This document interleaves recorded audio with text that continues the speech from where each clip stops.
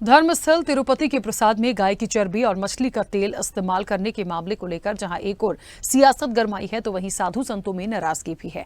उज्जैन के संत समाज ने इस घटना को धर्म भ्रष्ट करने की संज्ञा दी है। महाकाल मंदिर के पुजारी ने प्रसाद में मिलावट पर घोर निंदा की है। मध्य प्रदेश के प्रसिद्ध धार्मिक स्थल उज्जैन श्री महाकालेश्वर मंदिर में मिलने वाले प्रसाद के बारे में स्वदेश न्यूज ने जानकारी ली। आखिर यहाँ लड्डू प्रसादी कैसे बनता है, इसमें कौन से घी का इस्तेमाल होता है और ये कितना शुद्ध है। तिरुपति में भगवान के प्रसाद में मिलावट का खुलासा होने के बाद मामला तूल पकड़े हुए है। जहां मामले में राजनीतिक दलों के नेताओं ने कठोर कार्रवाई की बात कही है तो वहीं देश भर के साधु संतों ने चिंता जाहिर की है। इसी क्रम में महाकाल मंदिर प्रबंधन ने बताया कि यहाँ के प्रसाद के लड्डुओं का निर्माण कहां और कैसे किया जाता है। श्री महाकालेश्वर मंदिर समिति के सहायक प्रशासक पीयूष त्रिपाठी ने बताया कि भगवान महाकाल के भोग और भक्तों का प्रसाद लड्डू श्री महाकालेश्वर मंदिर समिति की चिंतामण क्षेत्र स्थित इकाई में तैयार किया जाता है। लड्डू बनाने की पूरी प्रक्रिया अधिकारियों की देखरेख में की जाती है। लड्डू में शुद्धता बनाए रखने के लिए मंदिर प्रबंध समिति बेसन की बजाय चने की दाल खरीदती है। इस दाल को प्रसाद भवन में ही लगी चक्की में पीसकर बेसन बनाया जाता है, जिसे लड्डू बनाने में उपयोग किया जाता है।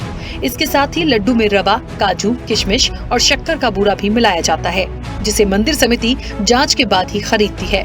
खाद्य अधिकारी द्वारा भी समय समय पर गुणवत्ता की जांच की जाती है। साथ ही लड्डू में उपयोग होने वाला देसी घी मध्य प्रदेश सरकार द्वारा अधिकृत सांची डेयरी से खरीदा जाता है।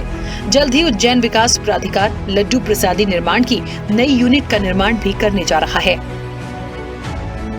बालाजी में जो घटना घटी है वो एक तो दुर्भाग्यपूर्ण है। ऐसा भी लगता है कि हिंदुओं का धर्म भ्रष्ट करने के लिए कुछ साजिश भी रची गई हो। आज तक हमारे उज्जैन में महाकालेश्वर मंदिर में भी लड्डू प्रसाद बनता है और शुद्ध घी और बेसन और शक्कर का उपयोग होता है। आज तक उसकी जांच होती रही है। आज भी उसमें शुद्धता और गुणवत्ता में कोई अंतर नहीं आया। कई प्रमाण पत्र हमको मिल गए, लेकिन इसके बावजूद भी मंदिर समिति को अब सतर्क रहना होगा, सजग रहना होगा और सजग और सतर्क रहकर बार बार हर महीने उसकी जांच होनी चाहिए। कहीं ऐसा तो नहीं कि कोई व्यापारी गलत तरीके से गलत सामान भेज रहा हो और कोई न कोई कर्मचारी या कोई अधिकारी हमारा मिली भगत करके और गलत सामान का उपयोग करवा दे, तो इसकी जांच होती रहेगी। तो जो गुणवत्ता महाकाल मंदिर के लड्डू की है वो सदा बनी रहेगी। कि अभी तो एक जेल का मामला निकल कर के आया है, ये अपने आप में एक अलार्म है। हमें सब जगह की जांच करनी चाहिए, कहीं ऐसा ना हो कि हमारा शहर भी इस प्रकार की किसी हरकत से कलंकित हो जाए। वैसे मुझे लगता नहीं कि महाकालेश्वर मंदिर के अंदर ऐसा होगा, किंतु फिर भी स्पष्ट रूप से पारदर्शिता अपनाने के लिए प्रत्येक शासकीय मंदिर को यह अपनाना चाहिए कि वे फूड कंट्रोल FSSAI का प्रमाणन ले और उसे सार्वजनिक करें। लेबोरेटरी के अंदर उनके प्रसादों की जाँच हो, उसके अंदर मानकों के अधीन, जो कि शाकाहारी मानक हो, उनके अधीन मापदंड पाए जाएं, उनको ही वहाँ पर लागू रखें, अन्यथा हम बर्दाश्त नहीं। प्रसन्नता है कि भगवान महाकाल को लगने वाला यह जो लड्डू भोग प्रसाद है, इसकी गुणवत्ता, इसकी जो पवित्रता और शुद्धता है वह हमें दुनिया भर के सभी तीर्थ स्थलों से अलग रखती है।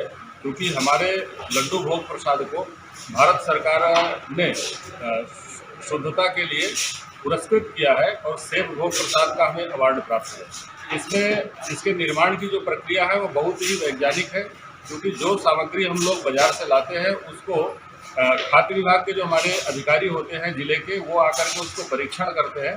परीक्षण के उपरांत ही हम उन सामग्रियों को लड्डू प्रसाद बनाने में उपयोग कर पाते हैं। लड्डू प्रसाद बनाने में लगने वाली सामग्री जो है, जैसे चना दाल है, शक्कर बूरा है, रवा है, जो घी का उपयोग होता है वह अत्यंत शुद्ध, जो मध्य प्रदेश सरकार के द्वारा प्रमाणित है, ऐसा शुद्ध देसी घी का प्रयोग हम लोग करते हैं।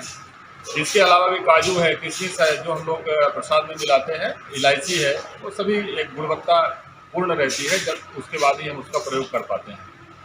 रही बात इसके निर्माण की प्रक्रिया की, तो हम अपने स्तर पर इसे अपने इसी प्रयोगशाला में जो हमारा यहाँ का है वह यही हम उसको चना दाल लेकर के पिसवाते हैं। दाल पिसाने के बाद हम उसे आवंटित करते हैं हलवाइयों के द्वारा। उसे बहुत ही शुद्धता और हाइजेनिक तरीके से तैयार किया जाता है। दरअसल किसी भी मंदिर में भगवान का प्रसाद एक भक्त की आस्था और विश्वास का केंद्र होता है, लेकिन इस तरह की घटनाओं के सामने आने से भक्तों की भावनाएं आहत होती हैं। ऐसे में जरूरी है मिलावटखोरों पर कड़ी कार्रवाई की, न कि सियासत की। उज्जैन से विशाल दुबे की रिपोर्ट। ऐसे ही वीडियोस के लिए लाइक करें, शेयर करें, फॉलो करें। YouTube पर जाकर सब्सक्राइब कर बेल आइकन दबाना ना भूलें और ताजा अपडेट्स के लिए SwadeshLive.com पर जरूर जाएं।